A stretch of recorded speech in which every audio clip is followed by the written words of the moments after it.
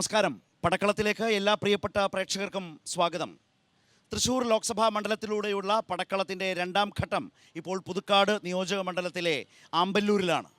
പതിവ് പോലെ പടക്കളത്തെ സജീവമാക്കാൻ ആമ്പല്ലൂരിൽ ഇവിടുത്തെ പൗരാവലി വളരെ സജീവമായി നമ്മൾക്കൊപ്പം ചേരുന്നുണ്ട്. ഇന്ന് നമ്മൾക്കൊപ്പം ചേരുന്ന മുന്നണി വക്താക്കളെ ആദ്യം പരിചയപ്പെടാം.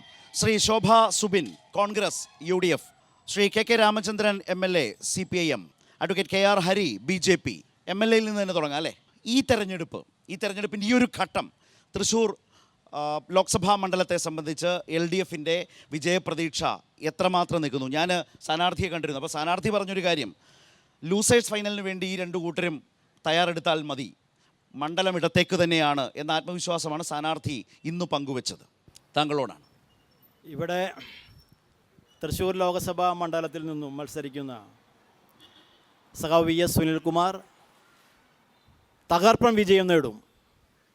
കാരണം ഇന്നത്തെ ഇന്ത്യൻ രാഷ്ട്രീയ സാഹചര്യത്തിൽ ഇടതുപക്ഷത്തിൻ്റെ പ്രസക്തി ഏറിയിരിക്കുന്ന പ്രത്യേക സാഹചര്യം, സംസ്ഥാന സർക്കാരിൻ്റെ വികസന പ്രവർത്തനങ്ങൾ, അതോടൊപ്പം തൃശ്ശൂർ ലോക്സഭാ മണ്ഡലത്തിലെ ഇടതുപക്ഷ ചായ്വ്, അതോടൊപ്പം പൊതു സ്വീകാര്യനായ ഒരു സ്ഥാനാർത്ഥി LDFിൻ്റെ സഖാവ് VS സുനിൽകുമാർ എന്നുള്ളതും ഈ തകർപ്പൻ വിജയം നേടും എന്ന് പറയാനുള്ള ആത്മവിശ്വാസം വർദ്ധിപ്പിച്ചിരിക്കുകയാണ്.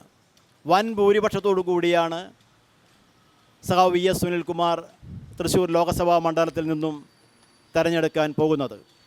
നമുക്കറിയാം, നമ്മുടെ ഭരണഘടന വെല്ലുവിളിക്കപ്പെടുന്നു, മതനിരപേക്ഷത വെല്ലുവിളിക്കപ്പെടുന്നു, നമ്മുടെ ഫെഡറലിസം വെല്ലുവിളിക്കപ്പെടുന്നു, നമ്മുടെ അന്വേഷണ ഏജൻസികൾ നിഷ്പക്ഷമാകേണ്ട അന്വേഷണ ഏജൻസികളെ BJPയുടെ കൊട്ടേഷൻ സംഘങ്ങളാക്കി മാറ്റുന്നു.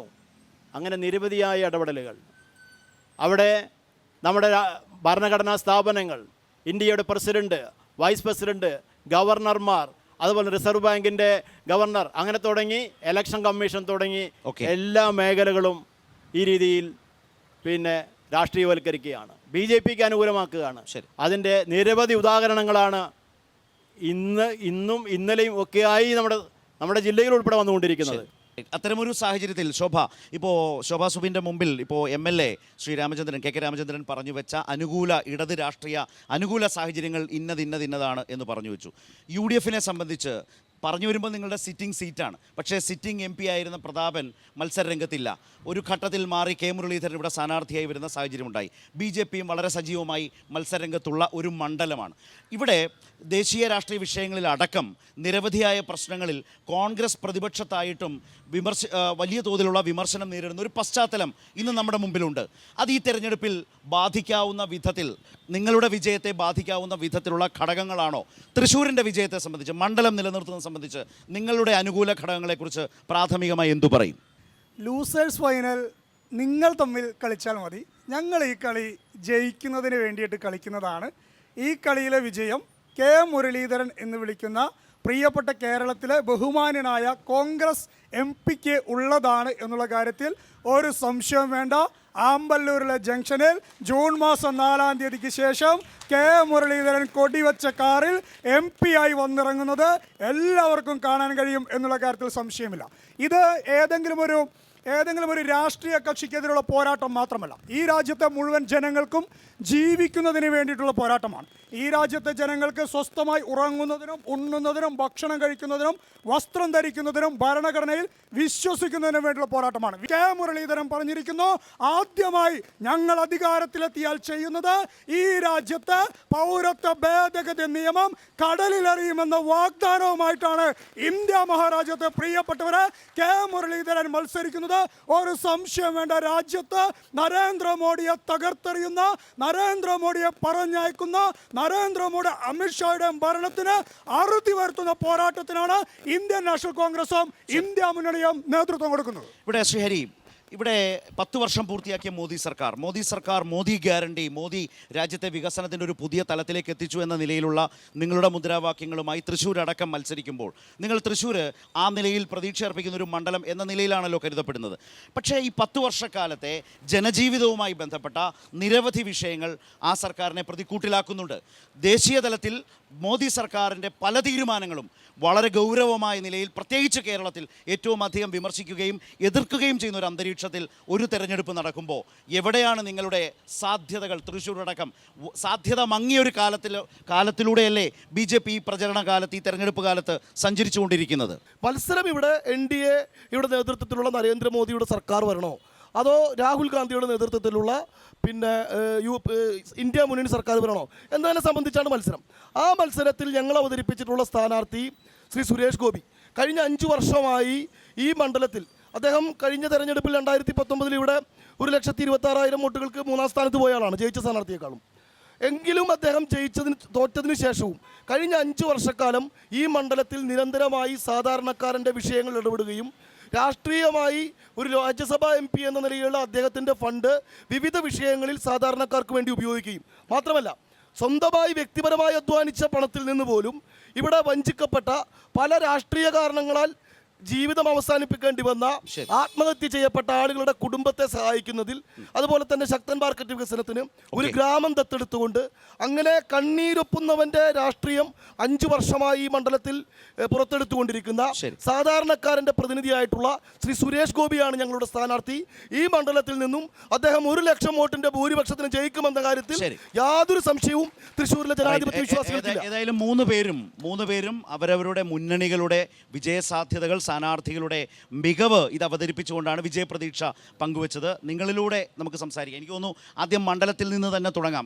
കോൺഗ്രസിന്റെ പ്രകടന പത്രികയ്ക്കകത്ത് പൗരത്വ നിയമം മൈക്ക് രാജ്യത്ത് ഞങ്ങൾ അധികാരത്തിൽ വന്നാൽ റദ്ദ് ചെയ്യുമെന്ന് വളരെ പെസിഫിക്കായി പറയാത്ത ഒരു യാഥാർത്ഥ്യം നിങ്ങളുടെ പ്രകടന പത്രിക പുറത്തിറങ്ങിയപ്പോൾ ഞങ്ങൾക്ക് ബോധ്യപ്പെട്ടു. ഒരു സാധാരണക്കാരന് മനസ്സിലാവുന്ന വിധത്തിൽ എന്തുകൊണ്ട് അത് പറയാൻ നിങ്ങൾ മടിക്കുന്നു? ഒന്നാമത്തെ ചോദ്യം പ്രകടന പത്രികയിൽ എന്തുകൊണ്ട് അത് പറഞ്ഞിട്ടില്ല. പിന്നെ രണ്ടാമത്തെ ചോദ്യം 15ാം വകുപ്പ് എന്നൊക്കെ പറഞ്ഞ് വ്യാഖ്യാനിക്കും. വളരെ പരസ്യമായി ഞങ്ങളത് റദ്ദ് ചെയ്യുമെന്ന് പ്രകടന പത്രികയ്ക്ക്, അതാണ് ചോദ്യം. ഓക്കെ. രണ്ടാമത്തെ ചോദ്യം, ഈ തെരഞ്ഞെടുപ്പിൻ്റെ ഭാഗമായി തന്നെ അരുണാചൽ പ്രദേശ് നിയമസഭാ തെരഞ്ഞെടുപ്പ് നടക്കുകയാണ്. അരുണാചൽ പ്രദേശ് നിയമസഭാ തെരഞ്ഞെടുപ്പിനകത്ത് 10 സീറ്റിൽ എതിരില്ലാതെ BJP തെരഞ്ഞെടുക്കപ്പെട്ടു. രാജ്യത്ത് മുഴുവൻ കോൺഗ്രസ് ഉണ്ട് എന്നാണ് ഇവരുടെ അവകാശവാദം. എന്തുകൊണ്ടാണ് ഒരു നോമിനേഷൻ കൊടുത്ത് എതിരില്ലാതെ തെരഞ്ഞെടുക്കപ്പെടുന്ന BJPയുടെ ആ വരവിനെ തടയാൻ നിങ്ങൾക്ക് കഴിയാതിരുന്നത് എന്നാണ് രണ്ടാമത്തെ ചോദ്യം. മൂന്നാമത്തെ ചോദ്യം, ഒരുപാട് വേണ്ട, ഹരിക്ക് സന്തോഷമുള്ള വാചകമാണ് പറഞ്ഞത്. അങ്ങനെ ആവട്ടെ, ഞങ്ങൾക്ക് കുറച്ചുകൂടി എളുപ്പമായി. യെസ്, കഴിഞ്ഞ 10 കൊല്ലത്തിനിടയിൽ നരേന്ദ്രമോദി രാജ്യത്തെ ജനങ്ങൾക്ക് 2-3 വാഗ്ദാനങ്ങൾ കൊടുത്തു. ഇപ്പോൾ വ്യാപകമായി നരേന്ദ്രമോദി ഗ്യാരണ്ടി കൊടുത്തുകൊണ്ടിരിക്കുന്ന സമയമാണ്. 10 കൊല്ലം മുന്നേ കൊടുത്ത ഗ്യാരണ്ടി ഞാൻ ഓർമ്മപ്പെടുത്താം. വർഷം 2 കോടി തൊഴിൽ യുവാക്കൾക്ക്. 10 കൊല്ലം കഴിഞ്ഞു 20 കോടി തൊഴിൽ കൊടുക്കേണ്ടതാണ്. രാജ്യത്ത് പുറത്തു വന്ന കണക്കനുസരിച്ച് 89 ലക്ഷം തൊഴിലാണ് ആകെ കൊടുത്തത്. 19 കോടി 11 ലക്ഷം തൊഴിൽ നരേന്ദ്രമോദിയുടെ ഗ്യാരണ്ടി പൊളിഞ്ഞതിൻ്റെ ഉദാഹരണം മുന്നിൽ നിൽക്കുകയാണ്. 1. 2, 15 ലക്ഷത്തിൻ്റെ കാര്യം ഞാൻ പറയണ്ട, 300 ലക്ഷം കോടി ഈ പറയുന്ന വിദേശത്ത് നിന്നുള്ള കടവട വരേണ്ടതാ ആളുകൾക്ക്. അത് പോയേക്കാണ്. മറ്റൊന്ന് പെട്രോളിൻ്റെ കാര്യം. അതിലുപരി ഒറ്റ ചോദ്യം പ്രധാനപ്പെട്ടത്, കോൺഗ്രസിൽ നിന്ന് നിരവധി ആളുകൾ ഇപ്പോൾ BJPയിലേക്ക് വന്നു. അത് അഴിമതിക്കാരായ ആളുകളാണ്. നിങ്ങളടക്കം പറഞ്ഞ് പുറത്തു വന്നതാണ്. ഈ അടുത്ത് മിനിഞ്ഞാന്ന് 25 കോൺഗ്രസ് നേതാക്കന്മാരിൽ 23 പേരും ED കോടതിയിൽ കടലാസ് കൊടുത്ത് കേസുമായി നിൽക്കേണ്ടതാ. അവരുടെ മുഴുവൻ അഴിമതി ഒഴിവാക്കി. അപ്പൊ കോൺഗ്രസിൽ നിന്ന് BJPയിലേക്ക് വന്നാൽ അഴിമതിക്കാർ എങ്ങനെ അഴിമതിക്കാരാവാതെ ശുദ്ധീകരിക്കും? ചോദ്യം BJP പ്രതിനിധിയോടാണ്. ഈ രാജ്യത്ത് BJPയും ജനങ്ങളും തമ്മിലാണ് ഏറ്റുമുട്ടുന്നത് എന്ന് പറയുന്നതാകും ശരി. യാഥാർത്ഥ്യത്തിൽ കഴിഞ്ഞ 10 കൊല്ലമായി ഈ രാജ്യത്തെ ജനങ്ങളുടെ ജീവിതത്തിന് എന്തു സുരക്ഷിതത്വമാണ് BJP ഗവൺമെൻറ്റിൻ്റെ ഭാഗത്തുനിന്ന് ഉണ്ടായിട്ടുള്ളത്? ഞാൻ ചോദിക്കുന്നത്, ഈ രാജ്യത്തെ ഒരു മതരാഷ്ട്രമാക്കി മാറ്റാൻ BJP ബോധപൂർവം ശ്രമിച്ചുകൊണ്ടിരിക്കുകയാണ്. ഇന്ത്യയുടെ മതനിരപേക്ഷ ഇന്ത്യയുടെ പ്രധാനമന്ത്രി എന്തർത്ഥത്തിലാണ് ഒരു വിഭാഗം പെട്ടിൽപ്പെട്ട ആളുകളുടെ ക്ഷേത്ര നിർമ്മാണത്തിന് പോയത്? ഈ രാജ്യത്തിൻ്റെ ചരിത്രത്തിൽ ക്രിസ്ത്യാനിയുടെ പ്രധാനമന്ത്രിയാണ്, മുസ്ലിമിൻ്റെ പ്രധാനമന്ത്രിയാണ്, ജൈനൻ്റെ പ്രധാനമന്ത്രിയാണ്. അങ്ങനെയുള്ള പ്രധാനമന്ത്രി ഒരു രാമക്ഷേത്ര ഉദ്ഘാടനത്തിന് പോയത് ഇന്ത്യയുടെ മതനിരപേക്ഷത തകർക്കുന്നതിന് തുല്യമായ ഒരു കാര്യമാണ്. അത് മനസ്സിലാക്കി പോകണം. മറ്റൊന്ന്, ഈ രാജ്യത്ത് 10 കൊല്ലം കൊണ്ട് കോർപ്പറേറ്റുകളുടെ വളർച്ച അതിഭീകരമായ വളർച്ചയാണ്. ഇന്ത്യ ഒരു സമ്പന്ന രാജ്യമാണ്. സമ്പന്ന രാജ്യമായ ഇന്ത്യയിൽ സമ്പത്ത് നീതിപൂർവകമായി വിഭജിക്കപ്പെട്ടാൽ എല്ലാവർക്കും സുഖകരമായി ജീവിക്കാൻ കഴിയുന്ന, എന്നാൽ ഇന്ത്യ രാജ്യത്ത് കേന്ദ്രീകരിക്കുകയാണ്. അദാനി എന്ന കോർപ്പറേറ്റ് കഴിഞ്ഞ 10 കൊല്ലം കൊണ്ടാണ് ഇന്ത്യ രാജ്യത്ത് വളർന്നത് എന്ന് മനസ്സിലാക്കുക. ഒരു ചോദ്യം MLA-യോട്, ഈ കഴിഞ്ഞ 2016 മുതൽ പുതുക്കാട് മണ്ഡലത്തിൽ എന്ത് വികസന പ്രവർത്തനങ്ങൾക്കാണ് ഇടതുപക്ഷ ജനാധിപത്യ മുന്നണിക്ക് നേതൃത്വം കൊടുക്കാൻ കഴിയുന്നത്? കോൺഗ്രസ് പ്രതിനിധി ജയിച്ചാൽ താമരയാവില്ല എന്നൊന്ന് ഉറപ്പ് കോൺഗ്രസ് പ്രതിനിധിക്ക് പറയാൻ വേണ്ടി BJP പ്രതിനിധിയോട് പറയാത്തവർക്ക് കൊടുക്കണേ. സാധാരണക്കാർക്കൊപ്പം കഴിഞ്ഞ തെരഞ്ഞെടുപ്പിൽ തോറ്റതിന് ശേഷം ശ്രീമാൻ സുരേഷ് ഗോപി ഇവിടെ ഉണ്ടായി എന്ന് നിങ്ങൾ പറഞ്ഞു. കുറെ കാര്യങ്ങൾ അദ്ദേഹം ചെയ്തിട്ടുണ്ടെന്നാണ് പറഞ്ഞത്. ഇവിടെ ഞങ്ങളുടെ അനുഭവം, ഈ മണ്ഡലത്തിലെ ജനങ്ങളുടെ അനുഭവം, ഇവിടെ കൊറോണ ഉണ്ടായി, ഇവിടെ പ്രളയമുണ്ടായി. ഈ പറയുന്ന സുരേഷ് ഗോപിയെ ഒന്നും ഞങ്ങൾ ഇവിടെ കണ്ടിട്ടില്ല. അദ്ദേഹം ഇവിടെ വന്നിട്ടില്ല. മനസ്സിലായോ? ഇവിടെ ഉണ്ടായിരുന്ന മുണ്ടും മടക്കി കുത്തി ആളുകളുടെ കൂടെ വീടുകളിലേക്ക് പോയതും ദുരിതാശ്വാസ ക്യാമ്പിൽ തോളത്ത് ചാക്ക് വെച്ച് നടന്നതും ഇറക്കി കൊടുത്തതുമെല്ലാം സുനിൽകുമാർ എന്ന് പറയുന്ന സ്ഥാനാർത്ഥിയാണ്. അന്നൊന്നും സുരേഷ് ഗോപി ഈ ഭാഗത്തുണ്ടായിരുന്നില്ല. ഈ തെരഞ്ഞെടുപ്പായപ്പോൾ മാത്രമാണ് അദ്ദേഹം ഇവിടെ വന്നത്. മനസ്സിലായോ? പിന്നെ ഡയറക്റ്റായിട്ടൊരു ചോദ്യം, ഇന്ത്യൻ പാർലമെൻറ്റിൻ്റെ ഉദ്ഘാടന വേദിയിൽ പട്ടികജാതി വിഭാഗത്തിൽ നിന്നുള്ള വനിതയായിട്ടുള്ള ദ്രൗപദി മുർമുവിനെ എന്തുകൊണ്ട് നിങ്ങൾ മാറ്റി നിർത്തി? അതിന് മറുപടി പറയണം കോൺഗ്രസിൻ്റെ പ്രതിനിധിയോട്. നിങ്ങളുടെ മുഖ്യ ശത്രു BJP ആണെങ്കിൽ എന്തുകൊണ്ട് രാഹുൽ ഗാന്ധി ഉത്തരേന്ത്യയിൽ മത്സരിക്കുന്നില്ല? എന്തുകൊണ്ട് കേരളത്തിൽ ഇടതുപക്ഷത്തിനെതിരെ മത്സരിക്കാൻ വന്നു? ഇതാണ് ചോദ്യം. ശരി, ഹരിയിൽ നിന്ന് തുടങ്ങാം. മോദി സർക്കാർ വിചാരണ ചെയ്യപ്പെടുന്ന നാടാണ് കേരളം, യാതൊരു സംശയവുമില്ല. അതിൽ രാജ്യത്തെ മതപരമായി വിഭജിക്കുന്നു, അപരമത വിദ്വേഷമുണ്ടാക്കുന്നു, മതരാഷ്ട്രം. ഞാൻ അതിൻ്റെ ഡീറ്റെയിൽസിലേക്ക് പോകുന്നില്ല, കാര്യം വ്യക്തമാണ്. ആ ഒരു ചോദ്യത്തിന് മുമ്പിലാണ് കേരളത്തിലെ BJP. അദ്ദേഹം ചോദിച്ച ചോദ്യത്തിൽ ഇന്ത്യയുടെ പ്രധാനമന്ത്രി അദ്ദേഹം മതം പറഞ്ഞില്ല. എനിക്ക് മതം പറയാൻ മടിയില്ല. ഹിന്ദു ആചാരങ്ങളിൽ എന്തുകൊണ്ട് പങ്കെടുത്തു, ഒരു ക്ഷേത്രത്തിന്റെ ഉദ്ഘാടനത്തിന് എന്തുകൊണ്ട് പോയി എന്നുള്ളതാണ് അദ്ദേഹത്തിന്റെ ചോദ്യത്തിന്റെ ക്രക്സ്. അല്ല, അതിന്റെ പുരോഹിതനായതിനെ കുറിച്ചാണ്. അത് ഞങ്ങളുടെ വിശ്വാസമാണ് സർ. ഞാൻ പറഞ്ഞോട്ടെ, ഞാൻ അതിന് മറുപടി പറഞ്ഞോട്ടെ. ക്ഷേത്രവിശ്വാസം എന്തുകൊണ്ട് പോയി പ്രതിഷ്ഠ നടക്കുന്നത് ഞങ്ങൾ ഹരിയെന്താ പ്രശ്നം അറിയോ? പാർലമെന്റിന്റെ ഉദ്ഘാടനം വരുമ്പോൾ, ആ പുതിയ കെട്ടിടം വരുമ്പോൾ മതാചാര്യന്മാർ വരുന്നു, അല്ലെങ്കിൽ അത്തരത്തിലുള്ള പുരോഹിതന്മാർ വരുന്നു. ക്ഷേത്രത്തിന്റെ കാര്യം വരുമ്പോഴത്തേക്ക് പ്രധാനമന്ത്രി പുരോഹിതനാവുന്നു. ഈ രൂപത്തിലുള്ളൊരു പ്രശ്നം മോദി അല്ലെങ്കിൽ BJP രാജ്യത്ത് കാഴ്ചവെച്ചിട്ടുണ്ട്. ഞങ്ങൾക്ക് അയോധ്യ രാമക്ഷേത്രത്തെ സംബന്ധിച്ച് യാതൊന്നും മറച്ചു വയ്ക്കാനില്ല. ഇനി ഒരു സംശയവും വേണ്ട, അടുത്ത സർക്കാർ വന്നാലും അയോധ്യയിലെ ഫുൾ ഫ്ലഡ്ജ് ആയിട്ടുള്ള ക്ഷേത്രത്തിൻ്റെ പണി ഞങ്ങളുടെ സർക്കാരിൻ്റെ നേതൃത്വത്തിൽ UP സർക്കാർ, യോഗി ആദിത്യനാഥ് ഭരിക്കുന്ന UP സർക്കാരിൻ്റെ നേതൃത്വത്തിൽ ത്വരിതഗതിയിൽ മുന്നോട്ട് പോകും. അതിൽ സർക്കാർ ഇടപെടും, ഒരു തർക്കമില്ല. പിന്നെ പ്രധാനമന്ത്രി അതിൽ യജമാനത്വം വഹിച്ച കാര്യം, അത് പ്രധാനമന്ത്രിയുടെ മതപരമായ അവകാശമാണ്. നേരത്തെ സൂചിപ്പിച്ച ഇന്ത്യൻ ഭരണഘടന നരേന്ദ്രമോദി എന്ന ഈ രാജ്യത്തെ പൗരന് നൽകിയ പൗരാവകാശമാണ്. അവനവൻ്റെ മതത്തിൻ്റെ ഏതെല്ലാം ആചാരങ്ങളിൽ എങ്ങനെയെല്ലാം ഇടപെടുന്നുണ്ടെന്ന് അതിന് ഒരു കമ്മ്യൂണിസ്റ്റുകാരന്റെയും ഒരു വക്കാലത്തും ആവശ്യമില്ല, നരേന്ദ്രമോദിക്ക് ആവശ്യമില്ല. BJPയുടെ ഈ വാദം കേരളം ഏത് നിലയിലെടുക്കും? വിശേഷിച്ച് തൃശ്ശൂർ എങ്ങനെ എടുക്കും? കേരളീയ സമൂഹത്തിന് അംഗീകരിക്കാൻ പറ്റുന്ന ഒരു വാദമല്ല ഇവർ പറഞ്ഞുകൊണ്ടിരിക്കുന്നത്. ഇന്ത്യക്കും പൊതുവിൽ അംഗീകരിക്കാൻ പറ്റുന്ന കാര്യമല്ല. കാരണം നമ്മുടെ രാജ്യത്തിലെ ഓരോ പൗരനും അവനവന് ഇഷ്ടമുള്ള മതത്തിൽ വിശ്വസിക്കാനുള്ള സ്വാതന്ത്ര്യമുണ്ട്. ഒരു മതത്തിലും വിശ്വസിക്കാതിരിക്കാനുള്ള സ്വാതന്ത്ര്യമുണ്ട്. അതാണ് മതനിരപേക്ഷത.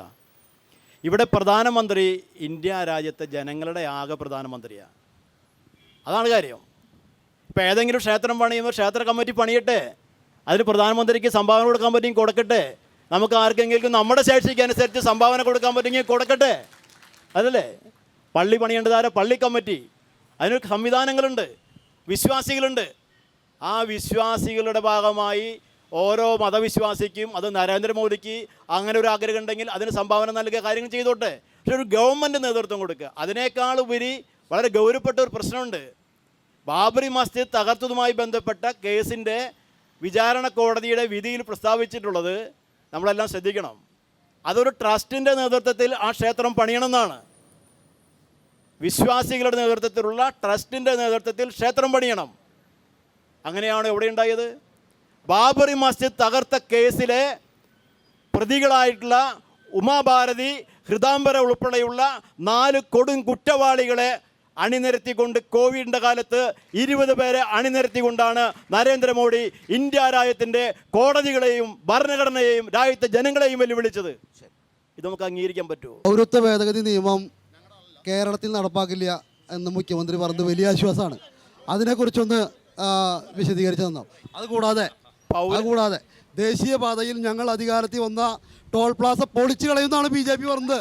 പല പ്രാവശ്യമാണ് ഇവിടെ ടോൾ ചാർജ് വർദ്ധിപ്പിക്കുന്ന സാഹചര്യം ഉണ്ടായത്. അതിനെക്കുറിച്ച് BJP പ്രതിനിധി പറയണം. TN പ്രതാപൻ ഇവിടെ 5 വർഷക്കാലം ഉണ്ടായിട്ട് ഒരു കാര്യം ജനങ്ങളെ തിരിഞ്ഞു നോക്കാത്ത ആളാണ്. അതിൻ്റെ പ്രതിഷേധങ്ങളെ ഭയന്നല്ലേ ഇവിടെ നിന്ന് ഓടിപ്പോയി പുതിയ സ്ഥാനാർത്ഥിയായിട്ട് കെ മുരളീധരൻ വന്നത്? ഒന്ന് പറയണോ കോൺഗ്രസ് സ്ഥാനാർത്ഥി? MLA ചോദ്യം.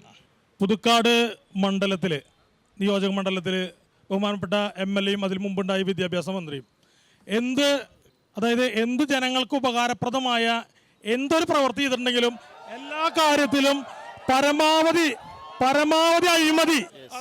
അതെ, ഞാൻ വിചാരിച്ചു ഇപ്പോൾ ഉയർന്നു വന്ന രാഷ്ട്രീയ ചർച്ചയിൽ MLAയോട് വിയോജിച്ചുകൊണ്ട് ദേശീയ രാഷ്ട്രീയം പറയാനാണെന്നാണ് വിചാരിച്ചത്. ഇദ്ദേഹം പറഞ്ഞത് നമ്മുടെ പൗരത്വ നിയമം കേരളത്തിൽ നടപ്പിലാക്കില്ല എന്ന് മുഖ്യമന്ത്രി പറഞ്ഞതിന് എന്ത് അടിസ്ഥാനം എന്നാണ്. അത് വിശദീകരിക്കാൻ പോകുന്നതാണ്. മുഖ്യമന്ത്രി പറഞ്ഞത് ഈ രാജ്യത്തിൻ്റെ ഭരണഘടനാനുസൃതമായ കാര്യങ്ങളെ നമ്മളിവിടെ ചെയ്യാൻ പറ്റുള്ളൂ. ഭരണഘടനാ വിരുദ്ധമായ രീതിയിൽ, ഭരണഘടനയിൽ ഇന്ത്യ രാജ്യം ഒരു മതനിരപേക്ഷ നാടാണ്. ഓരോ പൗരന്റെയും പൗരത്വം നിർണ്ണയിക്കുന്നതുമായി ബന്ധപ്പെട്ട് ഈ രാജ്യത്ത് നിയമമുണ്ട്. MLA ഒരു പ്രശ്നം, പ്രതിപക്ഷ നേതാവ് NK പ്രേമേന്ദ്രനെ പോലുള്ള പാർലമെന്റേറിയന്മാർ, ശശി തരൂർ, ഇവരെല്ലാം പക്ഷേ പറയുന്നുണ്ടല്ലോ ഒരു സംസ്ഥാനത്തിന് മാത്രമായി അങ്ങനെ ചെയ്യാൻ കഴിയില്ല, ഇത് കേന്ദ്ര നിയമമാണ് എന്ന നിലയിൽ മറുപടിയും തർക്കമുണ്ടല്ലോ. ഞാൻ ഇവരെ പോലുള്ള ആളുകൾക്ക് മറുപടി പറയണമെന്നാണ് ആലോചിച്ചുകൊണ്ടിരിക്കുന്നത്. അറിയോ, ഇവരെന്താ പറയണത്, എന്താ ചെയ്യണമെന്ന് ഒരു പിടിയിലണ്ട് നടക്കുന്ന ആളുകളാണ് ഈ പ്രതിപക്ഷ നേതാവും ഇവരൊക്കെ തന്നെ. അപ്പൊ ഒരു കാര്യം ഞാൻ പറയാം, അവര് പറഞ്ഞുകൊണ്ടിരിക്കുന്നത് ഇത് ഒരു സംസ്ഥാനത്ത് മാത്രം എങ്ങനെ. ഞാൻ ചോദിക്കട്ടെ, ഭരണഘടന ഭേദഗതി ചെയ്തിട്ടില്ലല്ലോ. ഈ ഭരണഘടനയിൽ പൗരത്വം നിർണ്ണയിക്കുന്നത് നമ്മുടെ രാജ്യത്തിന്റെ നിലവിലുള്ള സംവിധാനം അനുസരിച്ചാണ്. അതിന് വിരുദ്ധമായ ഒരു നിയമം ഭരണഘടനാ വിരുദ്ധമാണ്. ശോഭാ സുബിൻ, പൗരത്വ വിഷയത്തിൽ സംസ്ഥാന നിയമസഭ യോജിച്ച പ്രമേയം പാസാക്കി ആദ്യം തന്നെ വിയോജിപ്പറിയിച്ചു. ഇപ്പോൾ സുപ്രീം കോടതിയിൽ കേരള സംസ്ഥാനം കേസ് കൊടുത്തു നിൽക്കുന്നു. ആ നിലയിൽ മുന്നോട്ട് പോകുന്ന ഒരു സാഹചര്യത്തിലുണ്ട്. നേരത്തെ ആ സുഹൃത്തിൻ്റെ ഭാഗത്തു നിന്ന് ചോദ്യം വന്ന പോലെ, പക്ഷേ നിങ്ങളുടെ പ്രകടന പത്രികയിൽ 2 വരി വൃത്തിക്ക് എഴുതി വെച്ചൊരു നിലപാട് പറയാൻ ഭയക്കുന്നത് എന്തുകൊണ്ടാണ്? നിലപാട് പറഞ്ഞില്ല എന്ന് വെച്ചാൽ അതിനർത്ഥം BJPയെ പോലെ തന്നെ പൗരത്വ നിയമത്തെ നിങ്ങൾ ഉത്തരേന്ത്യൻ രാഷ്ട്രീയത്തെ കണ്ടുകൊണ്ട് അംഗീകരിക്കുന്നു എന്നല്ലേ അതിൽ നിന്നൊരു വായന സാധ്യമാവുക? ഇപ്പോൾ ശോഭാ സുബിനോ കെ മുരളീധരനോ പറഞ്ഞാൽ മതിയോ? ഈ തെരഞ്ഞെടുപ്പ് പ്രകടന പത്രികയിൽ കോൺഗ്രസ് പറയേണ്ടത്? അതാണ് പറഞ്ഞത്. ചില ആളുകൾ കോൺഗ്രസിന്റെ പ്രകടന പത്രിക പുറത്തിറങ്ങിയപ്പോൾ ചില കുത്തിത്തിരിപ്പുകളും ഒക്കെ ആയിട്ട് ഇറങ്ങിയിട്ടുണ്ട്. പ്രകടന പത്രിക കൃത്യമായി വായിക്കുക. ആർട്ടിക്കിൾ 15 പ്രകാരം മതം അടിസ്ഥാനപ്പെടുത്തിയിട്ടുള്ള ഒരു മാനദണ്ഡങ്ങളും അംഗീകരിക്കില്ല എന്ന് കൃത്യമായി ഇന്ത്യൻ നാഷണൽ കോൺഗ്രസ് പുറത്തിറങ്ങിയ ഇന്ത്യൻ നാഷണൽ കോൺഗ്രസ് പുറത്തിറങ്ങിയത് പറയുന്നുണ്ട്. ചോദ്യം 5, 9, 11 അതിൽ കൃത്യമായി പറയുന്നുണ്ട്. അത് പറയാൻ മനസ്സിലാക്കാൻ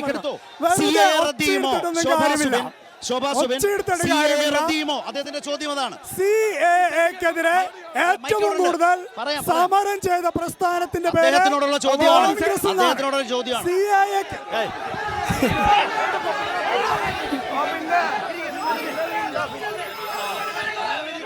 ഒരു മിനിറ്റ്, അദ്ദേഹം പറയട്ടെ. നിങ്ങളുടെ നേതാവല്ലേ പറയുന്നത്? അദ്ദേഹം പറയട്ടെ. അദ്ദേഹം പറയുന്നത് കേൾക്കണമെങ്കിൽ നിങ്ങൾ നിശബ്ദരാകൂ. അവരിരുന്നല്ലോ. ഇവിടെ ഇരിക്കും. ഞങ്ങളുടെ നിലപാട് പൗരത്വ ഭേദഗതി നിയമം കടലിൽ അറിയും. ഇന്ത്യ മുന്നണി അധികാരത്തിലെത്തിയാൽ പൗരത്വ ഭേദഗതി നിയമം ആദ്യം തന്നെ പിൻവലിക്കുമെന്നുള്ളതാണ് ഞങ്ങളുടെ നിലപാട്. ശോഭാ സുബിൻ, ആർട്ടിക്കിൾ 15 പ്രകാരമുള്ള ഒരു കോണ്ടെക്സ്റ്റ് ആണ് പറയുന്നത്. പക്ഷേ CAA എന്ന മോദി സർക്കാരിന്റെ നിയമം പിൻവലിക്കുമെന്ന് സ്പെസിഫിക് ആയി പറഞ്ഞിട്ടില്ല. ഓക്കെ, സംസാരിക്കും. കോൺഗ്രസിന്റെ അധ്യക്ഷൻ അദ്ദേഹത്തോട് പത്രക്കാർ ചോദിച്ചപ്പോൾ അദ്ദേഹം പറഞ്ഞ മറുപടി ഞാൻ ഇന്ന് പറയാൻ എനിക്ക് കഴിയില്ല എന്നാണ്. വളരെ സീരിയസ് ആണ്. ശോഭാ സുബിനോ മുരളീധരനോ പറഞ്ഞല്ല, കോൺഗ്രസിന്റെ അധ്യക്ഷന് പൗരത്വ നിയമം ഞങ്ങൾ അധികാരത്തിൽ വന്നാൽ റദ്ദു ചെയ്യുമെന്ന് പറയാൻ എന്റെ ചോദ്യം CPM പ്ലീസ് നിങ്ങൾ എന്റെ ചോദ്യം CPM-ന്റെയും BJP-യുടെയും പ്രതിനിധികളാണ്. ആദ്യം CPM-ന്റെ പ്രതിനിധിയോട് നമുക്ക് CA വിഷയവും പൗരത്വമൊക്കെ ഓക്കെ, അത് നമ്മൾ ചർച്ച ചെയ്ത് കഴിഞ്ഞു. അടുത്ത് നമുക്ക് കരുവന്നൂരിലേക്ക് വരാം. എന്താണ് നമ്മുടെ നാട്ടിൽ സംഭവിച്ചത്? 300 കോടി രൂപ CPM-ഉം CPI-യുടെയും നേതാക്കള് കട്ടുമുടിച്ച് അത് ഇവിടെ ചെലവഴി. ചോദിക്കട്ടെ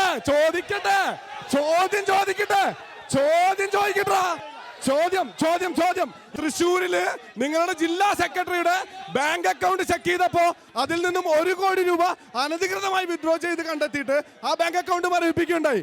അപ്പോ ഈ പൈസ കട്ടത് CPM ആണെന്ന് നിങ്ങൾ തന്നെ പലകുറി സമ്മതിച്ചതാണ്. ഇവിടെ അന്വേഷണ ഏജൻസികളെ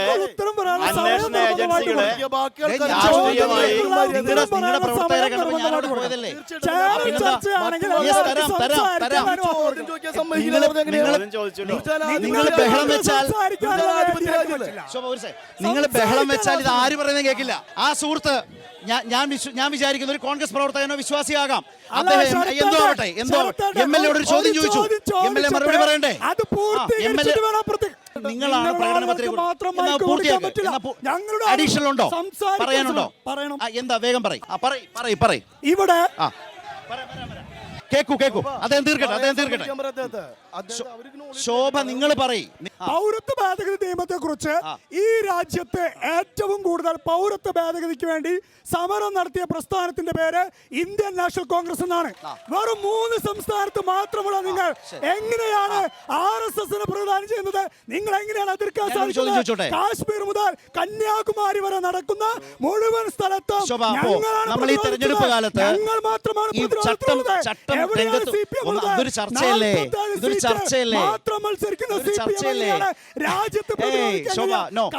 ചർച്ചയാണ്. ആ ചർച്ചയിൽ അല്ല ചോദ്യമാണ്. ഞാൻ ചോദിക്കുന്നത് നിങ്ങൾ സമരം ചെയ്തതിനെ കുറിച്ച് പറയുന്നു. ഈ തെരഞ്ഞെടുപ്പ് കാലത്താണ് സർ ഒരു സെക്കൻഡ്, ഈ തെരഞ്ഞെടുപ്പ് കാലത്താണ് ചട്ടം പുറത്തു വന്നത്. ചട്ടം പുറത്തു വന്നത് ഇപ്പോഴാണ്. അതിനുശേഷം എന്തു ചെയ്തു? കോൺഗ്രസ് എന്തെങ്കിലും ചെയ്തോ? സമരം ചെയ്തോ? ദേശീയ സമരം നടത്തിയോ? ഈ ചട്ടം വന്നതിന് ശേഷം എന്ത് ചെയ്തു? ചട്ടം വന്നതിന് ശേഷം എന്തുകൊണ്ട് അഖിലേന്ത്യാ നേതൃത്വം മറുപടി പറയുന്നില്ല? ഖാർഗെ പറയുന്നില്ല. ആ സുഹൃത്തിന്റെ ചോദ്യം ഇതാണ്. Yes, okay. അടുത്തത് ഖാർഗെ ആ ചോദ്യത്തിന് ഒഴിഞ്ഞു മാറിയത്. ഓക്കെ, അടുത്ത ഇവിടെ താങ്കളിലേക്ക് വന്ന ചോദ്യത്തിന് പുതുക്കാട് നിയോജക മണ്ഡലത്തിൽ നടത്തിയ വികസന പ്രവർത്തനങ്ങളെ സംബന്ധിച്ച് പറയാൻ തീരുമാനിച്ചാൽ ഒരു കൊല്ലം പറയേണ്ടി വരും. ഒരു കൊല്ലം പറയേണ്ടി വരും. സഖാവ് രവീന്ദ്ര മാസ്റ്ററുടെ നേതൃത്വത്തിലും സഖാവ് പിണറായി വിജയന്റെ നേതൃത്വത്തിലുള്ള ഗവൺമെന്റും ഈ പുതുക്കാട് നിയോജക മണ്ഡലത്തിലെ ജനപ്രതിനിധികളും കൂടി നടപ്പിലാക്കിയ വികസന പ്രവർത്തനങ്ങൾ പറഞ്ഞു തീർക്കണമെങ്കിൽ എത്രമാത്രം ദിവസം വേണ്ടി വരുമെന്ന് ഈ ആക്ഷേപം ഉന്നയിച്ച ആളുകൾക്ക് പോലും അറിയാം. അവരുടെ പ്രദേശങ്ങളിൽ പോലും കണ്ണുതുറന്ന് നോക്കുക. എവിടെന്നെങ്കിലും വന്ന് ഇവിടെ വന്ന് ഓടിക്കൊണ്ട് കാര്യമില്ല. ഈ മണ്ഡലത്തിലെ ആളുകൾ ഈ മണ്ഡലത്തിൽ എന്തെല്ലാം വികസന പ്രവർത്തനങ്ങളാണ് നടന്നത് എന്നുള്ളത് പിണറായി വിജയന്റെ നേതൃത്വത്തിലുള്ള ഗവൺമെന്റ്, ഇടതുപക്ഷ ജനാധിപത്യ മുന്നണി ഗവൺമെന്റ് കേരളത്തിലാകമാനം നടപ്പിലാക്കിയ വികസന പ്രവർത്തനങ്ങളുടെ ഭാഗമായ വികസന പ്രവർത്തനങ്ങളെല്ലാം ഈ പുതുക്കാട് നിയോജക മണ്ഡലത്തിൽ എല്ലായിടത്തും പൂർത്തീകരിച്ചുകൊണ്ടിരിക്കുകയാണ്. ഒരു കാര്യം. രണ്ടാമത്തെ ഒരു കാര്യം ചോദ്യം ചോദിച്ചു കരുവന്നൂരുമായി ബന്ധപ്പെട്ട് ഞാൻ ചോദിക്കട്ടെ, ഈ കേരളത്തിൽ ചില സഹകരണ ബാങ്കുകളിൽ ചില ക്രമക്കേടുകൾ ഉണ്ടായിട്ടുണ്ട്. LDF ഭരിക്കുന്നിടത്തുണ്ടായിട്ടുണ്ട്, UDF ഭരിക്കുന്നിടത്തുണ്ടായിട്ടുണ്ട്, BJP ഭരിക്കുന്ന ആറാട്ടുപുഴ സഹകരണ ബാങ്കിലുണ്ട്. പക്ഷെ ഞങ്ങൾ ഒരു സഹകരണ സംഘത്തിലും ക്രമക്കേടുകളുണ്ട്.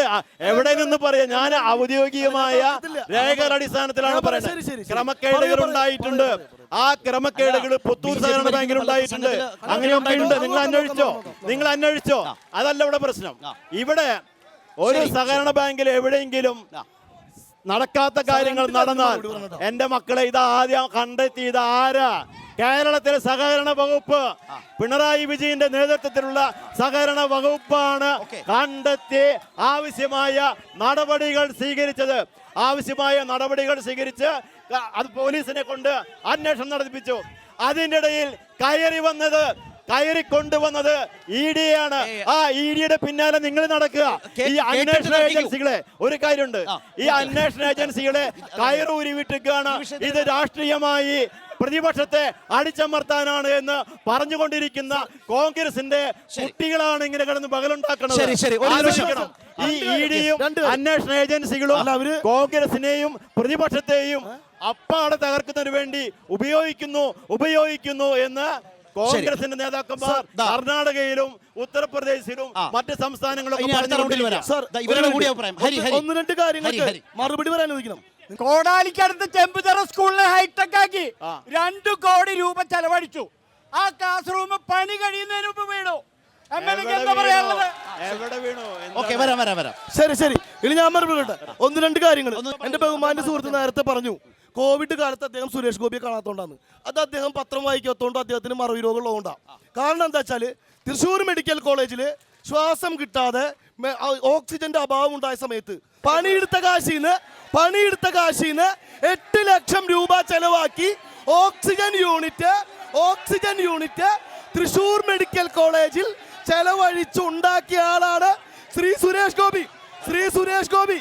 നിങ്ങൾ ഓളിട്ടോ ഇതന്നെയാണ് പാർലമെന്റിൽ സുനിൽകുമാർ ജയിച്ചാൽ പാർലമെന്റിൽ പോയി ചെയ്യാൻ പോകുന്ന ട്രയലാണ് ഇവിടെ CPM ചെയ്യുന്നത്.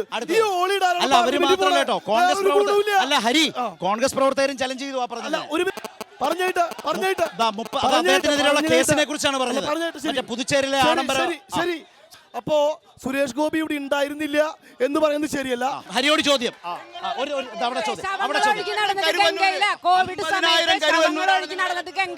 കോവിഡിന്റെ സമയത്ത് ഏറ്റവും നല്ല സംരക്ഷണം നൽകിക്കൊണ്ട് ഈ കേരളത്തിലെ ജനങ്ങളെ നെഞ്ചോട് ചേർത്ത് പിടിച്ച സർക്കാരാണ് പിണറായി വിജയന്റെ സർക്കാർ. ആ സർക്കാരിന്റെ കാലത്ത് നടന്ന ഓക്സിജൻ കിട്ടാതെ ഒരു അദ്ദേഹം പറഞ്ഞതുകൊണ്ട് കരുവന്നൂരിൽ ED വന്നിട്ട് കാലങ്ങൾ എത്രയായി? ഇതുവരെ ആ കേസിന്റെ ഒരറ്റത്തേക്കും പോകാൻ കഴിഞ്ഞിട്ടില്ല. 2, ഇവിടെ സംസ്ഥാന പോലീസും സഹകരണ ബാങ്കും ഇതിൽ മുന്നോട്ട് പോകുന്നു. നിക്ഷേപകർക്ക് 100-ൽ പരം കോടി രൂപ മടക്കി കൊടുത്തു. ഇവിടെ ED ദില്ലിയിൽ അരവിന്ദ് കെജ്രിവാളിന്റെ കാര്യത്തിൽ ചെയ്യുന്നത് പോലെ ആദായ നികുതി വകുപ്പിനെ തൃശ്ശൂരിൽ BJP-യുടെ സഹായത്തിന് വേണ്ടി ഇറക്കി ഈ തെരഞ്ഞെടുപ്പിൽ. ഇതിനപ്പുറം അതിലൊന്നുമില്ല എന്നുള്ളതാണ്. അല്ലാതെ ഓളിയിടല്ലാണ്ട് ഇത്തരം യുക്തിപരമായ ചോദ്യ അവതാരങ്ങൾ വിളിച്ചാരും ചോദിച്ചില്ല. ഇതിന് മറുപടി പറയാം. 5 കോടി രൂപയ്ക്ക് കൊടകരയിലെ കുഴൽപ്പണത്തിന് ED പോയില്ല എന്നുള്ളതാണ്. 5 കോടി രൂപയുടെ നിക്ഷേപത്തിന്റെ തെളിവ് ചോദിച്ചു ED. CPM-ന് കൊടുക്കാമല്ലോ, ഇവരുടെ കൃത്യമായ പണമാണെങ്കിൽ CPM-ന് കൊടുക്കാമല്ലോ. അതുകൊണ്ടെന്നാണ് പാർട്ടി പറയുന്നത്. 98-ലെ അക്കൗണ്ട് KYC എന്ന് പറഞ്ഞ അത് പൂർണ്ണമല്ല എന്നൊരു ന്യായം പറഞ്ഞുകൊണ്ട് തെരഞ്ഞെടുപ്പ് കാലത്ത് പ്രതിപക്ഷ പാർട്ടികളുടെ ഫണ്ട് വിനിയോഗത്തെ തടയുക കോൺഗ്രസിനോട്, CPI-യോട്, CPM-നോട് ദേശീയ തലത്തിൽ ചെയ്യുന്നു. ഇതാണ് പറഞ്ഞത് മോദി. ED അന്വേഷിക്കുന്ന ഇതാണ്. ആ 5 കോടി CPM-ന്റെ രഹസ്യ അക്കൗണ്ടിലുള്ള 5 കോടിയിൽ കരുവന്നൂരിലെ രാജ്യത്തെ പാർട്ടികളോട് ആകെ ചെയ്യുന്നതാണ് പ്രതിപക്ഷ പാർട്ടികളോട്. മറുപടി ഇതിലെ CPM-ന് അടുത്ത ശോഭ ഒരു സംഘടനാ രീതിയുണ്ട്. ജനങ്ങളിൽ നിന്ന് പണം പിരിക്കുക, ജനങ്ങൾക്ക് വേണ്ടി പ്രവർത്തിക്കുക. വരവ് ചെലവ് കണക്കുകൾ കൃത്യമായി അവതരിപ്പിക്കുക. മറുപടി കൃത്യമായ അക്കൗണ്ട് ഉണ്ട്. 1995 മുതലുള്ള അക്കൗണ്ടാണ് നാഷണലൈസ്ഡ് ബാങ്കിലെ ഈ പറയുന്ന ബാങ്കിലുള്ളത്. 1990 29 വർഷമായി തുടർച്ചയായി വിവിധ ഘട്ടങ്ങളിൽ കണക്കുകൾ അവതരിപ്പിച്ച് ആ പണം കണക്കുകൾ കൊടുത്തിട്ടുണ്ടല്ലോ. അല്ല, നിങ്ങൾക്ക് വെറുതെ അറിയാണ്ട് പറയണതാണ്. ഞാൻ പറയുന്നത് ശ്രദ്ധിക്കൂ. ഞങ്ങളല്ല പറയുന്നത്. നിങ്ങൾ മനസ്സിലാക്കേണ്ട ഒരു കാര്യം, ഓരോ രാഷ്ട്രീയ പ്രസ്ഥാനത്തിന്റെയും കൃത്യമായി കണക്ക് കൊടുക്കുന്ന ഒരു പാർട്ടിയാണ് CPM. ആ കണക്ക് ഉണ്ടോ ഇല്ലേ എന്നുള്ളത് പറയേണ്ടത് നമ്മളാരുമല്ല.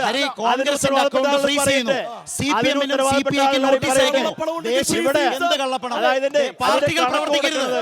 തെരഞ്ഞെടുപ്പ് ദേശീയ പാർട്ടി എന്ന നിലയിൽ ദേശീയ പാർട്ടി എന്ന നിലയിൽ അത് കണക്ക് കൊടുക്കുന്നത് CPM-ന്റെ കേന്ദ്ര കമ്മിറ്റിയാണ്. ആ കേന്ദ്ര കമ്മിറ്റി കൃത്യമായി അതിന്റെ കണക്കുകൾ കൊടുത്തിട്ടുണ്ട്. ഏതെങ്കിലും ഒരു അക്കൗണ്ട് ഡെലിറ്റ് ചെയ്ത് അതിന്റെ അക്കൗണ്ട് നമ്പർ ഡെലിറ്റ് ചെയ്ത് EDയെ കൊണ്ടുവന്ന് അന്നേ ദിവസം തന്നെ പിന്നെ ആദായ നികുതി വകുപ്പിനെയും ഒരുമിച്ച് ജോയിൻ ചെയ്യിച്ചുകൊണ്ട് UDF-ന്റെയും കോൺഗ്രസിന്റെയും BJP-യുടെയും സംയുക്ത കടന്നാക്രമണമാണ് ഇന്നലെയും ഇന്നുമായി ഈ തൃശ്ശൂർ ജില്ലയിൽ നടന്നുകൊണ്ടിരിക്കുന്നത്. അതിന്റെ ഒരു ഉദാഹരണമാണ് രണ്ട് കൂട്ടരും സംയുക്തമായി കൈയടിക്കുന്നത്.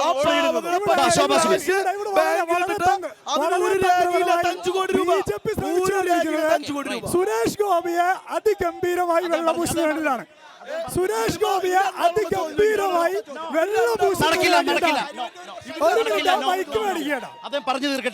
കേരളത്തിൽ വാഹനം രജിസ്റ്റർ ചെയ്യാതെ പോണ്ടിച്ചേരിയിൽ പോയി വാഹനം രജിസ്റ്റർ ചെയ്ത് 15 ലക്ഷം രൂപയ്ക്ക് വേണ്ടി അവിടെ പോയി വീടെടുത്ത് രജിസ്റ്റർ ചെയ്തിട്ടാണ് സുരേഷ് ഗോപി 15 ലക്ഷം രൂപ ലാഭിച്ചു എന്ന് പറയും. ആ വ്യക്തിയെയാണ് ഇവിടെ വെള്ളപൂശാൻ ശ്രമിക്കുന്നത്. ഞങ്ങൾക്ക് പറയാനുള്ളത് ഈ രാജ്യത്ത് ഇത്തരത്തിൽ വെള്ളപൂശൽ നടക്കില്ല. പറഞ്ഞ ഒരു കാര്യമുണ്ട്. ഏത് ഇവിടെ മത്സരിക്കുന്ന NDAയുടെ സ്ഥാനാർത്ഥിയുടെ മഹത്വത്തെ കുറിച്ച് പറഞ്ഞു. നിങ്ങളെ ആദ്യമായിട്ടൊരു കാര്യം ചെയ്യുക, അദ്ദേഹത്തിന്റെ റോട്ടിൽ ഇറക്കി ഒന്ന് ഓരോ യോഗങ്ങൾ നടത്തി ഒന്ന് പ്രസംഗിപ്പിക്കുക, ഈ ഒരു ജാഥ നടത്തുക. ഇവിടെ സുനിൽകുമാർ 6 ദിവസം തുടർച്ചയായി ഈ തൃശ്ശൂർ ലോകസഭാ മണ്ഡലത്തില് മൈക്ക് കെട്ടി മറ്റേ തുറന്ന ജീപ്പിന്റെ മുകളിൽ AC പറ്റില്ലല്ലോ, AC ഇല്ലാണ്ട് പറ്റില്ലല്ലോ സുരേഷ് ഗോപിക്കോ മറ്റാർക്കും. ഇവിടെ മണ്ണിൽ പണിയെടുക്കുന്ന കൃഷിപ്പണി ചെയ്ത് തൊഴിലാളികളുടെ കൂടെ പാവപ്പെട്ടവന്റെ ചോരയും വിയർപ്പും എല്ലാം അതാണ് ഇവിടുത്തെ സുനിൽകുമാർ. ആ സുനിൽകുമാറിനെ ഒന്നും താരതമ്യപ്പെടുത്താൻ വേണ്ടി ഒന്നും കഴിയില്ല.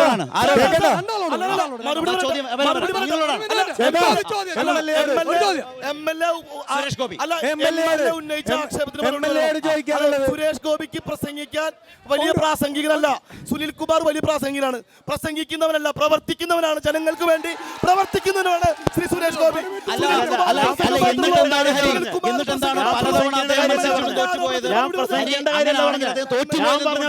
ഇവിടെ മറ്റു സ്ഥാനാർത്ഥികൾ ഒരു സ്ഥാനാർത്ഥി പര്യടന പരിപാടി വെച്ച് തെരുവുകളിൽ വന്ന് മനുഷ്യരുമായി അഭിമുഖം നടത്തി പ്രസംഗിക്കുമ്പോൾ എന്തുകൊണ്ട് അദ്ദേഹം ചോദ്യം അങ്ങനെയാണ് കേരളത്തിലെ BJP-ക്കാരുടെ അവസ്ഥയല്ലേ?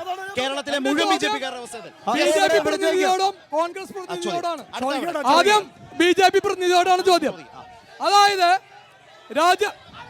സുഹൃത്തുക്കളെ, ഇത് ധർണ പ്രതിഷേധ പരിപാടിയൊന്നുമല്ല. നിങ്ങൾ നിരന്തരം ഇങ്ങനെ സംസാരിച്ചുകൊണ്ടിരിക്കാൻ, നിങ്ങളിങ്ങനെ സംസാരിച്ചാൽ ഇവർ പറയുന്നത് നിങ്ങളും കേൾക്കില്ല, അവർക്കും പറയാൻ പറ്റില്ല. ഇത് മര്യാദയല്ല. എല്ലാവരോടും കൂടിയാ. നിങ്ങൾ മോശമൊന്നുമല്ല. നിങ്ങൾക്ക് താല്പര്യം വരുന്നിടത്ത് നിങ്ങൾ പോവുക. നിങ്ങൾ ചോദ്യം ചോദിച്ചാൽ അവർ പറയുന്നതിന് അവസരം കൊടുക്കുക. ഞങ്ങളെ സംബന്ധിച്ച് ഞാൻ പറയാം, എന്നെ സംബന്ധിച്ച് നിങ്ങൾ കോൺഗ്രസ്സുകാരാണെന്നും ഇവിടെ ഇരിക്കുന്ന CPM-കാരാണെന്നും ഇവരിൽ കുറേ പേര് BJP ആണെന്നും എനിക്കറിയാം. മനസ്സിലായോ? നല്ല ചർച്ച മാത്രമേ എനിക്ക് ലക്ഷ്യമുള്ളൂ. ഹലോ, പക്ഷെ ഇവരെ കൂവി തോൽപ്പിക്കാൻ പറ്റില്ല. അവർ രാഷ്ട്രീയ നേതാക്കളാ. മനസ്സിലായില്ലേ? ക്ഷമിക്ക്. എന്റെ ചോദ്യം BJP പ്രതിനിധിയോടും കോൺഗ്രസ് പ്രതിനിധിയോടാണ്. ആദ്യം BJP പ്രതിനിധിയോട്. 1999 തുടങ്ങിയ ബാങ്ക് ഓഫ് ഇന്ത്യയിൽ തുടങ്ങിയ CPM-ന്റെ അക്കൗണ്ട് ഇന്നത്തെ കാലത്ത് 1 ലക്ഷം രൂപയിലേക്ക് 10 ലക്ഷത്തിന് മേലെയുള്ള ട്രാൻസാക്ഷൻസ് നടന്നു കഴിഞ്ഞാൽ ഉടനെ തന്നെ ആ അക്കൗണ്ട് ഫ്രീസ് ചെയ്യുന്ന കാലഘട്ടമാണിത്. 30 കൊല്ലമായിട്ടുള്ള അക്കൗണ്ടിൽ ഇന്ന് വരെ ഒരു തരത്തിലുള്ള ക്രമക്കേടോ ഒരു നോട്ടീസോ CPM-ന് കൊടുക്കാതെ രായ്ക്ക് രാമായണം ചെന്ന അക്കൗണ്ട് ഫ്രീസ് ചെയ്ത് എന്തുകൊണ്ട് ഈ ഇലക്ഷന്റെ സമയത്ത് അക്കൗണ്ട് ഫ്രീസ് ചെയ്തു? പിന്നെ രണ്ടാമത്തെ ചോദ്യം, നിർമ്മല സീതാരാമൻ ഒരു ഇന്റർവ്യൂ നിർമ്മല സീതാരാമനോട് ചോദിക്കട്ടെ. അതായത് നിങ്ങളിലെ വന്ന അജിത് പവാർ, അതുപോലെ തന്നെ ബംഗാളിൽ നിന്ന് വന്ന ഇവരൊക്കെ വലിയ തട്ടിപ്പുകാരാണ്. അവര് BJP-യിലേക്ക് വന്നപ്പോൾ അവർക്ക് ED ഒരു പ്രശ്നമില്ല, ഒരു കേസുമില്ല. നേരെ അപ്പൊ നിർമ്മല സീതാരാമൻ പറഞ്ഞ കാര്യം എന്താണെന്നുണ്ടെങ്കിൽ അതിന് പറഞ്ഞ മറുപടി, റിസർവ് ബാങ്ക് കട്ടിട്ട് വന്നായാലും BJP-യിൽ ചേർന്നാൽ അവർക്ക് ED-നെ പേടിക്കുന്നത്. ഇതാണ് അതിന്റെ ശരിയായ മാർഗം. അദ്ദേഹം നന്നായി ചോദിച്ചു, ഇവര് കേട്ടു. അതായത് നിർമ്മല സീതാരാമൻ പറഞ്ഞത് നിർമ്മല സീതാരാമൻ പറഞ്ഞത് ആര് വന്നാലും ഞങ്ങൾ സ്വീകരിക്കുന്ന. ഒരു മിനിറ്റ് ED ഇപ്പോൾ നടത്തിക്കൊണ്ടിരിക്കുന്നത് സാർ CPM-ന്റെ ജില്ലാ സെക്രട്ടറിയെയും സെക്രട്ടേറിയറ്റ് മെമ്പർ PM ഷാജേട്ടനെയൊക്കെ ഇന്നലെ വിളിച്ച് ചോദ്യം ചെയ്യുന്നത്, അതിന് തലേദിവസം PK ബിജുവിനെയൊക്കെ വിളിച്ച് ചോദ്യം ചെയ്യുന്നത് കരുവന്നൂരിലെ ബാങ്ക് തട്ടിച്ച പണം ഇവരുടെ ആരുടെയെങ്കിലും കയ്യിലോ CPM-ന്റെ കയ്യിലോ ഉണ്ടോ എന്ന് അറിയാനാണ്. അപ്പോഴാണ് CPM-ന്റെ ഞാൻ പറയട്ടെ, ഞാൻ മറുപടി പറയട്ടെ. CPM-ന്റെ ഇതൊരു ഇലക്ഷൻ സീൻ അല്ലേ? മറുപടി- അരവിന്ദ് കെജ്രിവാളിനോട് ചെയ്തതുപോലെ പ്രതിപക്ഷ പാർട്ടികളോട് ചെയ്യുന്നതുപോലെ അല്ലേ? അദ്ദേഹത്തിന് ചോദ്യം ഉത്തരം അദ്ദേഹത്തിന് ചോദ്യം ഉത്തരം ആ, okay. അപ്പോ ആ സമയത്ത് CPM-ന്റെ പേരിൽ 6 കോടി രൂപ കണക്കില്ലാത്ത സോഴ്സ് ഇല്ലാത്ത പണം ഒരു ബാങ്കിലുണ്ടെന്ന് കണ്ടെത്തിയതിനെ തുടർന്ന് അവരോട് വിശദീകരണം ചോദിച്ചു. തിങ്കളാഴ്ച വീണ്ടും ചെന്ന് രേഖകളുണ്ടെങ്കിൽ ആ പണത്തിന്റെ രേഖകളുണ്ടെങ്കിൽ അത് ഹാജരാക്കി CPM-ന് പണം തിരിച്ചു രണ്ട് കിട്ടും. വാചകത്തിൽ ഇല്ല, തർക്കമുണ്ടെങ്കിൽ കള്ളപ്പണമാണെങ്കിൽ ED അത് പിടിച്ചെടുത്ത് കരുവന്നൂരിലെ പാവങ്ങൾക്ക് വിതരണം ചെയ്യും. MLA എവിടെയാണ് വിയോജിപ്പ്? ഇതിന് മറുപടി ഞാൻ പറയണല്ലോ. ഞാൻ പറയും. നിങ്ങൾ പറയും. കരുവന്നൂരുമായി ബന്ധപ്പെട്ട് ഇങ്ങനെ പറഞ്ഞു നിൽക്കുന്ന ഇടയിൽ നിങ്ങൾ CPM-ന്റെ ജില്ലാ കമ്മിറ്റി ഓഫീസിലെ അക്കൗണ്ടുമായി ബന്ധപ്പെട്ട് നിങ്ങൾ കടന്നു വന്നു. അതാണ് പറയാൻ ഉദ്ദേശിച്ചത്.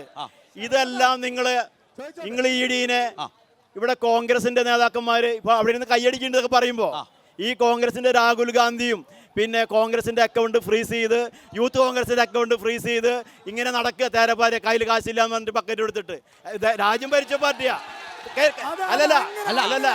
അല്ലല്ല ഒരു മിനിറ്റ് അവരാണ് MLA പറഞ്ഞത് ഇത് കേരള രാജ്യത്തെ പ്രതിപക്ഷ പാർട്ടികളോട് കാഴ്ചവെക്കുന്ന പൊതു സമീപനമാണ് അതല്ലേ?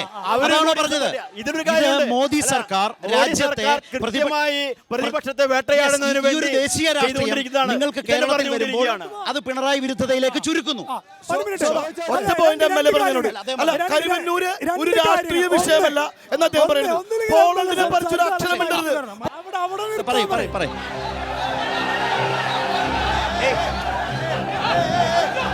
പിടിച്ചേ.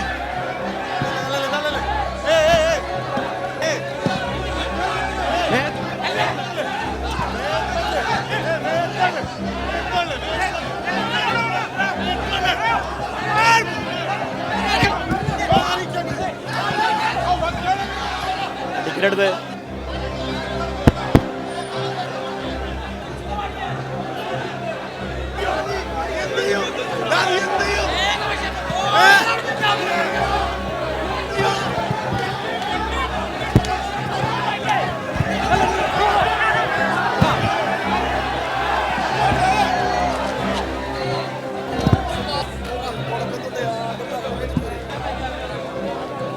പ്രിയപ്പെട്ടവരെ എല്ലാവരും ഇരിക്കേ.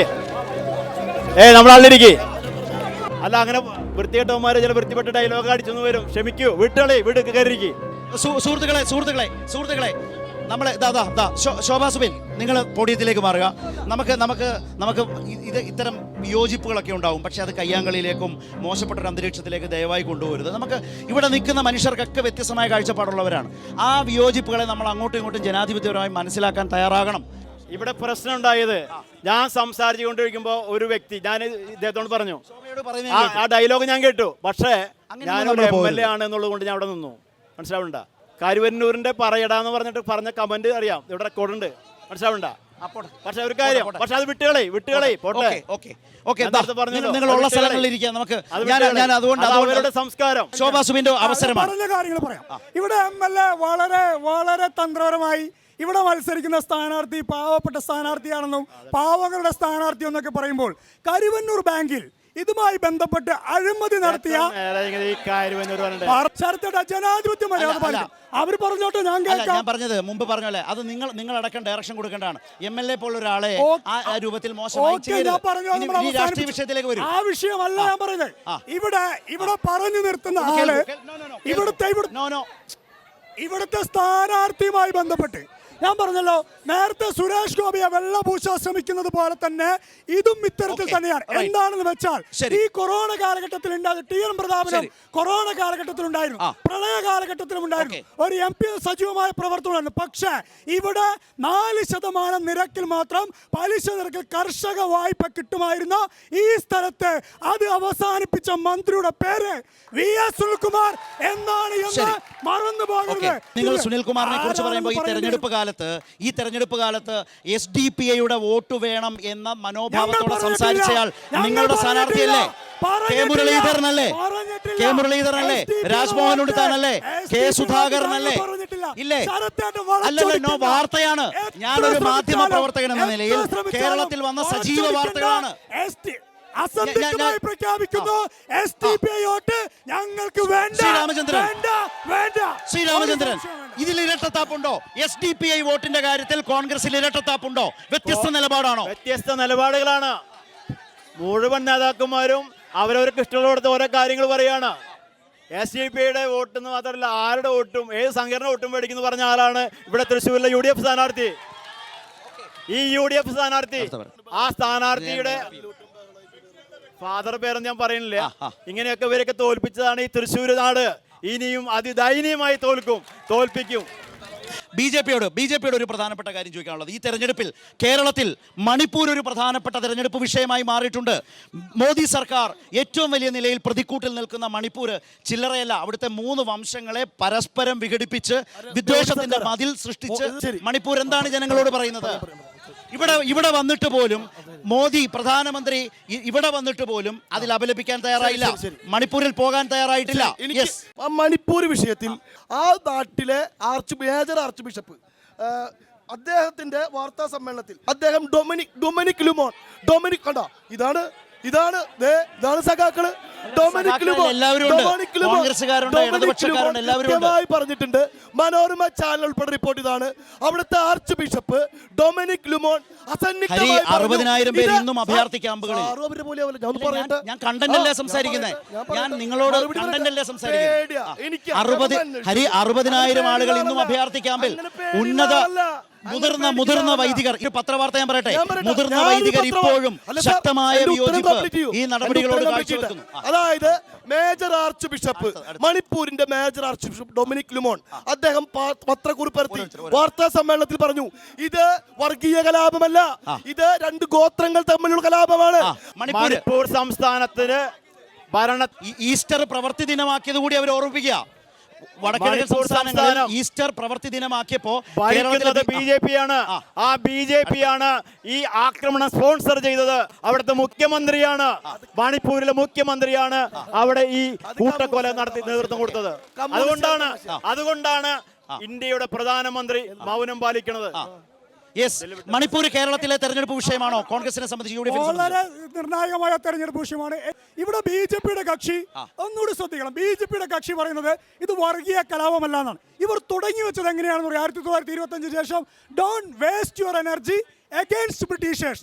നിങ്ങൾ യുദ്ധം ചെയ്യേണ്ടത്, നിങ്ങളുടെ ഊർജം ഉപയോഗിക്കേണ്ടത് മുസൽമാനെതിരെയും ക്രൈസ്തവനെതിരെയുമാണെന്നാണ് വിചാരധാര പറഞ്ഞു വെച്ചത്. അതിനകത്തോണ്ട് ഗോൾവാൾക്കർ എഴുതിയിട്ടുണ്ട് ആഭ്യന്തര ശത്രുക്കൾ. അല്ല സുബിൻ, ഗോൾവാൾക്കറുടെ വിചാരധാരയിൽ ആഭ്യന്തര ശത്രുക്കളുണ്ട്. അതിൽ മുസൽമാൻ, ക്രൈസ്തവർ, കമ്മ്യൂണിസ്റ്റുകൾ. വയനാട്ടിലെ പച്ചക്കൊടി എവിടെ? വയനാട്ടിലെ പച്ചക്കൊടി പറയട്ടെ. ഗ്രഹാം സ്റ്റൈനെ ചുട്ടുകരിച്ചവന്റെ പേര് RSS എന്നാണ്. കുടുംബത്തോട് കൂടിയിട്ട് മദർ തെരേസയെ മതപരിവർത്തനവാദി എന്ന് പറഞ്ഞത് RSS ആണ്. സുബിൻ ഇവിടുന്ന് ചോദിക്കുന്നേ, വയനാട്ടിലെ പച്ചക്കൊടി എവിടെ പോയെന്ന്? വയനാട്ടിലെ പച്ചക്കൊടി എവിടെ പോയെന്ന്?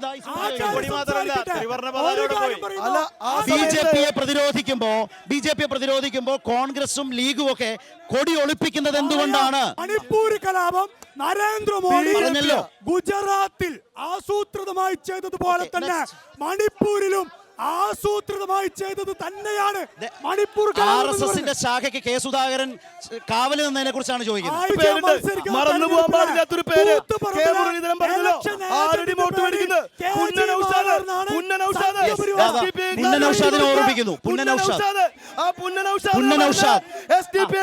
എന്റെ ചോദ്യമല്ല, അദ്ദേഹം പറയുന്നത്. ശിവദാസ മേനോൻ നായനാരിന്റെ മന്ത്രിസഭയിൽ ആദ്യം BJP-യിലേക്കാണ്. കോൺഗ്രസിന്റെ നേതാക്കന്മാരെ എത്ര നേതാക്കന്മാരാണ്, എത്ര മുഖ്യമന്ത്രിമാരാണ്, എത്ര MP-മാരാണ്, എത്ര MLA-മാരാണ് BJP ആയത്? പോട്ടെ, നമ്മുടെ എല്ലാം ഈ ശ്രീ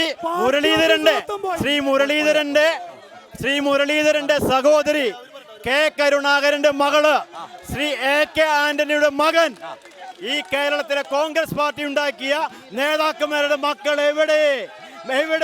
കോൺഗ്രസിന്റെ പ്രസ്ഥാനം ഉണ്ടാക്കിയ കെ കരുണാകരന്റെ മകൾ ശ്രീമതി പത്മജ വേണുഗോപാൽ BJP-ൽ ഈ കോൺഗ്രസിന്റെ പ്രവർത്തക സമിതിയുടെ ഇന്ത്യൻ നാഷണൽ കോൺഗ്രസിന്റെ ദേശീയ അടിസ്ഥാനത്തിലുള്ള നേതാക്കളിൽ രണ്ടാമനെന്ന് പറഞ്ഞു നടന്നിരുന്ന ശ്രീകാന്തിന്റെ മകൻ അനിൽ ആന്റണി എവിടെ BJP-ൽ തിരുവനന്തപുരത്ത് പാർട്ടി ഓഫീസോട് കൂടി പശ്ചിമ ബംഗാളിൽ പോയി, ത്രിപുരയിൽ പോയി, ശിവദാസ് മേനോൻ പോയി, മൂന്ന് പേരോടും നമ്മളിതാ തെരഞ്ഞെടുപ്പിലേക്ക് പോകുന്ന ഇനി കേവലം ദിവസങ്ങളോ ആഴ്ചകളോ മാത്രമേ ഉള്ളൂ.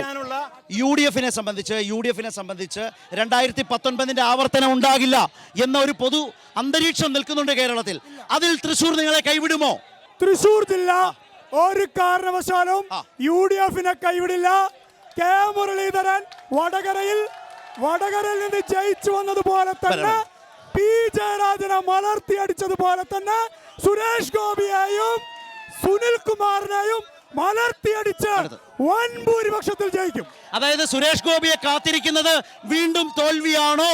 അതെ, 1998-ൽ തൃശ്ശൂരുകാർ ചവച്ചു തുപ്പിയ, വടക്കാഞ്ചേരിയിൽ ചവച്ചു തുപ്പിയ, പിന്നെ നേമത്ത് ചവച്ചു തുപ്പിയ ആ ഉച്ചിഷ്ടം ഇവിടെയും തോറ്റു തുന്നം വേണം. സുനിൽ പിന്നെ ഇടതുപക്ഷത്തിന്റെ കണ്ണീർ പറഞ്ഞിട്ടുണ്ട്. ഇവിടെ സുനിൽ കുമാറും BJP തമ്മിലെ മത്സരം. ഇന്ത്യ മുന്നണിയിലെ ടീമിന് ഒരു റോളും ഇല്ല. അതുകൊണ്ട് തന്നെ ഇവിടെ 98-ല് വേണ്ടാത്ത സാധനം ഇപ്പോഴും ആർക്കും വേണ്ട, ഇപ്പോഴും വേണ്ട. സുരേഷ് ഗോപി 1 ലക്ഷം വോട്ടിന്റെ ഭൂരിപക്ഷത്തില് ഒന്നാമത്തെ കാര്യം LDF ഒരിടത്തും പറഞ്ഞിട്ടില്ല LDF-ഉം BJP-യും തമ്മിലാണ് മത്സരം.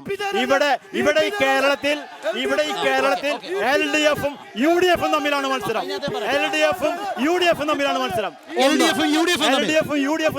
BJP മൂന്നാം സ്ഥാനത്തോ 4ാം സ്ഥാനത്തോ അറിയില്ല.